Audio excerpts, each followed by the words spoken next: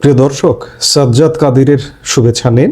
এই মুহূর্তে আপনাদের সামনে কথা বলতে এসে চট্টগ্রাম বন্দর লিজ বনাম পে কমিশন আন্দোলন শেষ মুহূর্তে কি খাদের কিনারে সরকার? তার আগে আমরা একটু দেখতে চাই যে চট্টগ্রাম বন্দর আন্দোলনের সর্বশেষ পরিস্থিতি কি এবং পে কমিশন নিয়ে যে আন্দোলন, সেই আন্দোলনের সর্বশেষ পরিস্থিতিটা একটু দেখে নিয়ে এসে এই বিষয়গুলো নিয়ে আপনাদের সামনে কথা বলবো। প্রথমেই যাওয়া যাক চট্টগ্রাম বন্দর আন্দোলনে। চট্টগ্রাম বন্দরের নিউমোরিং কন্টেনার টার্মিনাল এনসিটি বিদেশি অপারেটর ডিপি ওয়ার্ল্ডকে লিজ দেওয়ার সিদ্ধান্তের প্রতিবাদে গত 31শে জানুয়ারি থেকে শ্রমিক কর্মচারীরা আন্দোলন শুরু করেছিলেন। নৌপরিবহন উপদেষ্টার সাথে বৈঠকের পর আন্দোলনকারীরা গতকাল শুক্র ও শনিবার মানে আজকে এবং আগামীকাল 6 এবং 7 ফেব্রুয়ারি এই 2 দিনের জন্য কর্মবিরতি স্থগিত করেছে। তবে তাদের দাবি মানা না হলে রবিবার থেকে পুনরায় কঠোর কর্মসূচির হুঁশিয়ারি দেওয়া হয়েছে।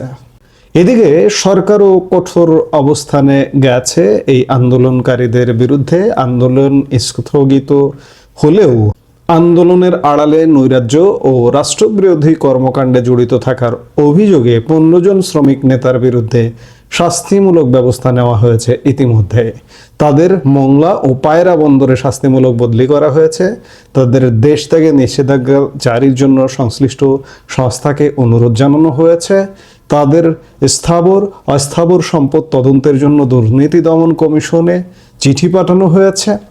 অর্থাৎ সরকার এই বন্দর আন্দোলনকে দমনের মাধ্যমে এটাকে মোকাবেলা করবার একটা পলিসি ইতিমধ্যে নিয়েছে। গতকাল নৌপরিবহন উপদেষ্টা ব্রিগেডিয়ার সাখাওয়াত হোসেন গতকাল বন্দরে আলোচনা করতে গেলে তিনিও সেখানে অবরুদ্ধ হয়ে পড়েছিলেন।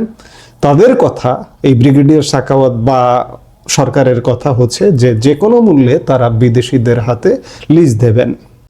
এই যে গত 31শে জানুয়ারি থেকে কর্মবিরতির ফলে বন্দরে কয়েক হাজার কন্টেনারের জট সৃষ্টি হয়েছে এবং রপ্তানি বাণিজ্যে মারাত্মক ক্ষতির প্রভাব পড়া শুরু করেছে এবং রবিবার থেকে যদি এই আন্দোলনটা আবারও চালু হয় তাহলে এটি মারাত্মক ক্ষতির দিকেই যাবে। অন্যদিকে পে কমিশন আন্দোলন, আজকেও পে কমিশন আন্দোলন নিয়ে ঢাকার রাজপথ উত্তপ্ত ছিল। নবম পে স্কেল বেতন কাঠামোর গেজেট প্রকাশের দাবিতে সরকারি কর্মচারীদের আন্দোলন থেকে তীব্রতর হয়েছে। 5 ফেব্রুয়ারি বৃহস্পতিবার সারা দেশে সরকারি ও আধা সরকারি অফিসে সকাল 9টা থেকে দুপুর 1টা পর্যন্ত 4 ঘন্টা কর্মবিরতি পালন করা হয়েছে। এর আগে 1-3 ফেব্রুয়ারি 2 ঘন্টা করে কর্মবিরতি পালিত হয়েছিল। আজকে শুক্রবারের কর্মসূচি ছিল সরকারি কর্মচারী দাবি আদায় ঐক্য পরিষদের পক্ষ থেকে। আজ শুক্রবার ঢাকার কেন্দ্রীয় শহীদ মিনারে মহাসমাবেশ ও বিক্ষোভ মিছিলের ডাক দেওয়া হয়েছিল। আন্দোলনকারীদের প্রধান দাবি হলো 31শে জানুয়ারির মধ্যে পে স্কেলের গেজেট প্রকাশের যে আশা ছিল তা সরকার পূরণ না করায় অবিলম্বে প্রতিবেদন বাস্তবায়ন ও সর্বনিম্ন বেতন 32,000 টাকা নিশ্চিত করার দাবিতে তারা আন্দোলনে আছে। এরই মধ্যে একজন উপদেষ্টা ফজলুল কবির বলেছেন যে বর্তমান সরকার এটি বাস্তবায়ন করবে না, পরবর্তী সরকার এটা বাস্তবায়ন করবে। সবকিছু মিলিয়ে গত 1.5 বছরে বাংলাদেশের রাজনীতি এক জটিল সমীকরণে দাঁড়িয়ে গেছে। একদিকে দেশের অর্থনীতির হৃৎপিণ্ড খ্যাত চট্টগ্রাম বন্দরের এনসিটি টার্মিনাল পরিচালনার দায়িত্ব যাচ্ছে বিদেশি কোম্পানি ডিপি ওয়ার্ল্ডের হাতে। অন্যদিকে দ্রব্যমূল্যের ঊর্ধ্বগতিতে পিষ্ট সরকারি কর্মচারীরা রাস্তায় নেমেছেন নবম পে কমিশনের দাবিতে। নবম পে কমিশন বা সরকারি কর্মচারীদের বেতন বাড়ানোর সক্ষমতা আছে কি নাই সেসব বিবেচনা না করে আমরা বলতে চাই যে এই সরকারি সরকারি কর্মচারীদেরকে হাতে রাখবার জন্য একটা মূল্য ঝুলিয়ে ফেলেছিল। সরকার ক্ষমতায় এসে একটা পে কমিশন গঠন করেছিল এবং সেই পে কমিশন গঠন করার পরে সেই কমিশন সরকারের শেষ মুহূর্তে এসে তাদের একটা সুপারিশ জমা দিয়েছে সরকারের কাছে এবং সেই সুপারিশ বাস্তবায়নের জন্যই মূলত পে কমিশন আন্দোলন চলছে। এবং এই সুপারিশ বাস্তবায়ন আসলে সত্যিকার অর্থে পরবর্তী সরকারও করতে পারবে না, কারণ বিপুল অঙ্কের অর্থের প্রয়োজন হবে। আমাদের যে বাজেট, সেই বাজেটের প্রায় 12 থেকে 15% অর্থ এই বর্ধিত মানে সুপারিশটা বাস্তবায়ন করতে গেলে লাগবে, কিন্তু সেই সক্ষমতা সত্যিকার অর্থে এই মুহূর্তে বাংলাদেশের নেই। সরকার যেটা করতে পারতো যে দ্রব্যমূল্য নিয়ন্ত্রণ, দ্রব্যমূল্যের যে লাগামহীনতা সেটিকে কন্ট্রোল করতে পারতো, কিন্তু সেটি না করে সরকারি কর্মচারীদের বেতন বৃদ্ধির একটা মূল্য ঝুলিয়েছে। এই মূল্যটা মূলত এদেরকে হাতে রাখবার জন্য। এটি বাস্তবায়ন যদি করতে না পারে, সামনে নির্বাচন নিয়েও খুব বড় ধরনের একটা ঘটনা হতে পারে। অনেকেই প্রশ্ন করছেন যে নির্বাচনের ঠিক আগ মুহূর্তে এই দুটি ইস্যু কি সরকারের জন্য গলার কাটা হয়ে দাঁড়াবে? এই গণ অসন্তোষ কি এতটাই তীব্র হয়ে যে নির্বাচন ছাড়াই সরকারের বিদায় ঘণ্টা বাজিয়ে দেবে? সরকার পতেঙ্গা কন্টেনার টার্মিনালের পর এবার নিউমারিং কন্টেনার টার্মিনাল বা এনসিটি বিদেশি অপারেটর ডিপি ওয়ার্ল্ডকে দেওয়ার চূড়ান্ত সিদ্ধান্ত নিয়েছে। এনসিটি বর্তমানে চট্টগ্রাম বন্দর কর্তৃপক্ষ নিজেরাই চালায়। এখান থেকে বছরে শত শত কোটি টাকা আয় হয়। এখন বিদেশি কোম্পানিকে দিলে সেই লাভের একটা বড় অংশ দেশের বাইরে চলে যাবে। বন্দরের হাজার হাজার শ্রমিক ও বার্থ অপারেটর এখন অনিশ্চয়তায়। তারা মনে করছেন বিদেশি কোম্পানি এলে তারা কাজ হারাবেন অথবা তাদের ওপর শোষণ বাড়বে। বন্দর একটি স্পর্শকাতর জায়গা। সমালোচকদের মতে কৌশলগত এই সম্পদ বিদেশিদের হাতে তুলে দেওয়ার জাতীয় নিরাপত্তার জন্য হুমকি হতে পারে। সরকার বিদেশিদের হাতে দেওয়ার পক্ষে নানা রকম যুক্তি খাড়া করছেন। সরকার বলছে দক্ষতা বাড়াতে এবং আধুনিক প্রযুক্তির ছোঁয়া পেতে বিদেশি বিনিয়োগের বিকল্প নেই। কিন্তু প্রশ্ন হলো, ভোটের আগে কেন এত তাড়াতাড়ি? এই সিদ্ধান্ত কি কোনো বিশেষ দেশকে বা শক্তিকে খুশি করার কৌশল? যদি এই যে শ্রমিকদের ধর্মঘট ইতিমধ্যে চলমান আছে, এটি যদি একদম লাগাতার আপনি যে দমন করুন না কেন, এই দমনটা যদি একদম লাগাতার একদম শাটডাউনের রূপ নেয়, তবে গোটা দেশের আমদানি রপ্তানি অচল হয়ে যাবে। আর অর্থনীতির স্থবির হওয়া মানেই সরকারের নিয়ন্ত্রণ হারানো। এবার আসা যাক দ্বিতীয় ইস্যুতে, পে কমিশন। সরকারি কর্মচারীরা সাধারণত সরকারের ভোট ব্যাংক এবং প্রশাসনের মেরুদণ্ড হিসেবে পরিচিত, কিন্তু আজ তারাই রাজপথে। কেন? 2015 সালের শেষ পে কমিশনের পর বাজারে দাম বেড়েছে কয়েক গুণ। গত 10 বছরে 5% ইনক্রিমেন্ট দিয়ে কি আর বর্তমান বাজারে টিকে থাকা সম্ভব? এটাও যৌক্তিক। 11 থেকে 20 গ্রেডের কর্মচারীদের অবস্থা এখন সবচেয়ে করুণ। তারা সরাসরি বলছেন পে কমিশন দিন, নয়তো আমরা কর্মবিরতিতে যাব। ইতিহাস বলে যে সরকারি কর্মকর্তা কর্মচারীরা যখন সরকারের বিপক্ষে অবস্থান নেয়, তখন প্রশাসনের চাকা অচল হয়ে পড়ে। নির্বাচনের আগে প্রশাসনকে হাতে রাখা যে কোনো সরকারের জন্য সবচেয়ে বড় চ্যালেঞ্জ। যদি এই 20 লাখ কর্মচারী এবং তাদের পরিবার ক্ষুব্ধ থাকে, তবে মাঠ পর্যায়ে নির্বাচনী কাজ পরিচালনা করা সরকারের জন্য অসম্ভব হয়ে পড়তে পারে।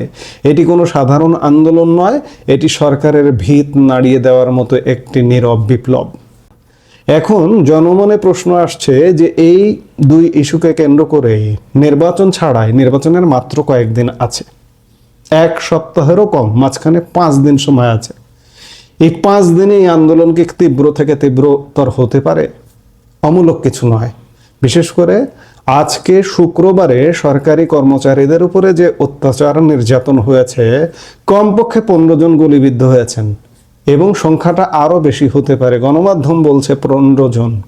আজকে এই গুলিবিদ্ধ হবার প্রতিবাদে যদি সরকারি কর্মচারীরা শাটডাউন করে, ওদিকে বন্দর শাটডাউন করে, তাহলে বন্দর থেকে কোনো পণ্য যদি নেওয়া না করা যায়, আপনার বাজারে যে পণ্য আছে পণ্যের শর্টেজ হবে এবং শর্টেজ হওয়ার শঙ্কা তৈরি হবে। শঙ্কা থেকে বাজারে পণ্যের দাম হু হু করে বাড়বে।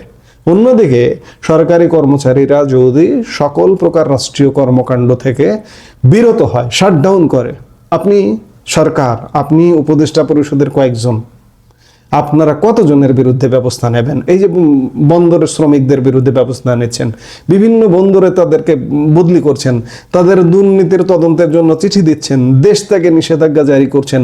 এইভাবে দমন পীড়ন করে তো হবে না, কোনোভাবেই সম্ভব নয়। এতে করে পুরো সিস্টেম কলাপস করতে পারে। তবে এই মুহূর্তে বাংলাদেশে যে রাজনৈতিক দলগুলো ক্রিয়াশীল আছে, জামাত, বিএনপি, এনসিপি, তারা আবার সরকারের সমর্থক। তারা সরকারের পক্ষে কাজ করবে, কিন্তু তারাও সরকারের পক্ষে কাজ করলো ধরে নিলাম, এই বন্দর শ্রমিকদেরকে আয়ত্ত আনবার চেষ্টা করলো, এবং বন্দর শ্রমিকদের আন্দোলন যারা করছে তারা জাতীয়তাবাদী শ্রমিক দল, বিএনপিরই একটা অঙ্গ সংগঠন। আবার সরকারি কর্মচারীরা কোন দল? সরকারি কর্মচারীদের তো আবার দল প্রকাশ করার কোনো সুযোগ নেই সরাসরি, তারা যেটাই হোক না কেন। কিন্তু রাজনৈতিক শক্তি যদি এদেরকে ম্যানেজ করে ফেলে তাহলে ম্যানেজ হয়ে যাবে। এইভাবেই কিন্তু গত 1.5 বছরের নানা আন্দোলন মাথাচাড়া দিয়ে উঠেছে, আর মাথাচাড়া দিয়ে ওঠার পরেও সেই আন্দোলন দমন হয়ে গেছে শুধুমাত্র বিএনপি, জামাত, এনসিপি সরকারের সাথে থাকবার কারণে। অন্যদিকে বাংলাদেশের একটি বৃহৎ রাজনৈতিক দল আওয়ামী লীগ এই মুহূর্তে নেই। এখন আওয়ামী লীগ যদি আওয়ামী লীগের ব্যানার আওয়ামী লীগের ব্যানার ছেড়ে দিয়ে একজন সাধারণ মানুষের কাতারে নেমে আসে, তাহলে কিন্তু সরকার বলুন, এই রাজনৈতিক দলগুলো বলুন, সব কিন্তু বেকায়দায়। এখন এই যে আন্দোলনগুলো হচ্ছে, এই আন্দোলনগুলোকে যদি আওয়ামী লীগ বা সাধারণ মানুষ, আমি আওয়ামী লীগ বাদ দিলাম, আওয়ামী লীগ যেহেতু এই মুহূর্তে কার্যক্রমে নেই, এই সরকারি কর্মচারী, বন্দর শ্রমিক এবং সাধারণ মানুষের আন্দোলন যদি এক সুতোয় গাঁথা যায়, তবে রাস্তায় শুধু রাজনৈতিক কর্মীরা নয়, সাধারণ পেশাজীবীরা নেমে আসবেন। আর যখন পেশাজীবী ও শ্রমিকরা রাজপথে একাকার হয়ে যান, তখন পৃথিবীর কোনো সরকারই শুধু পুলিশ দিয়ে কিংবা সেনাবাহিনী দিয়ে ক্ষমতায় টিকে থাকতে পারে না। সরকার এখন কি করবে? পে কমিশনের কি গেজেট প্রকাশ করবে? গেজেট প্রকাশ করে দিয়ে কি পরবর্তী সরকারকে আরো বিপদে ফেলবে? অন্যদিকে বন্দরের চুক্তি নিয়ে লোকছাপা না করে শ্রমিকদের কর্মসংস্থানের নিশ্চয়তা দেওয়া কিংবা আপাতত ডিপি ওয়ার্ল্ডের সাথে চুক্তিটাকে স্থগিত করবে। এগুলো যদি করে তাহলে হয়তো নির্বাচন করে পার হয়ে যাবে, আর যদি না করে তাহলে 5 দিন সময় থাকতেও কিন্তু পরিস্থিতি জটিল হয়ে উঠতে পারে। ডিপি ওয়ার্ল্ড এবং পে কমিশন ইস্যু এখন আর কেবল প্রশাসনিক বিষয় নেই, এটি রাজনৈতিক মরণ বাঁচন লড়াইয়ে পরিণত হয়েছে। সরকার যদি এই সংকট নিরসনে ব্যর্থ হয়, তবে গণ আন্দোলনের ঢেউ নির্বাচন পর্যন্ত নাও পৌঁছাতে পারে। জনরোষের চাপে পরিস্থিতি যে কোনো দিকে মোড় নিতে পারে। অন্যদিকে সরকারের ভেতরে একটা ষড়যন্ত্র সুপ্ত আছে বা বিদ্যমান আছে। আজকে এই শুক্রবারে দেখবেন যে ইনকিলাব মঞ্চ নামে একটি ব্যানার আছে, যে ব্যানারটা আবারও রাস্তায় নেমেছে এবং সেই ব্যানারের সাথে গুলি বিনিময়ের মতো ঘটনা ঘটেছে, 2-1 গুলিবিদ্ধ হয়েছে, টানা হেঁচড়ার ঘটনা ঘটেছে, তারাও যমুনা অভিমুখে, হাদি তার বিচারের দাবিতে তারাও আবার সোচ্চার হয়েছে। আসলে শেষ মুহূর্তেও এসেও আজকে যখন 5 দিন বাকি আছে, তখনও মনে হচ্ছে নির্বাচন কি হবে, কিংবা নির্বাচন হলে সেটি কেমন হবে, কি হবে, নানান প্রশ্ন। সত্যিকার অর্থে বাংলাদেশ এই মুহূর্তে আজকে যে অনিশ্চয়তার মধ্যে পড়ে গেছে, আমরা কখনোই শুনিনি যে বাংলাদেশ কখনো এতটা অনিশ্চয়তার মধ্যে ছিল। নির্বাচন হবে কিনা, কিংবা নির্বাচন হলে কে ক্ষমতায় যাবে, বা কে বিরোধী দলে যাবে, বা কি হবে, আগামীর বাংলাদেশের ভবিষ্যৎ কি। এই মুহূর্তে সত্যিকার অর্থে যেন সব কিছু একটা বিশাল প্যাচের মধ্যে আটকে গেছে। এই প্যাচগুলো কিভাবে ভাঙবে, এগুলো আসলে আমাদের দেখতে হবে। আমরা দেখতে থাকি এবং অপেক্ষা করতে থাকি যে সামনে আরো কি ঘটতে যাচ্ছে। আমরা নিশ্চয়ই দেখব। এই মুহূর্তে এ পর্যন্তই। সবাই ভালো থাকুন, সুস্থ থাকুন। আমাদের ভিডিওগুলো নিয়মিত পেতে সাবস্ক্রাইব করুন Sajjad Kadir and the legends YouTube channel, এবং লাইক, কমেন্ট, শেয়ার করে সাথে থাকুন।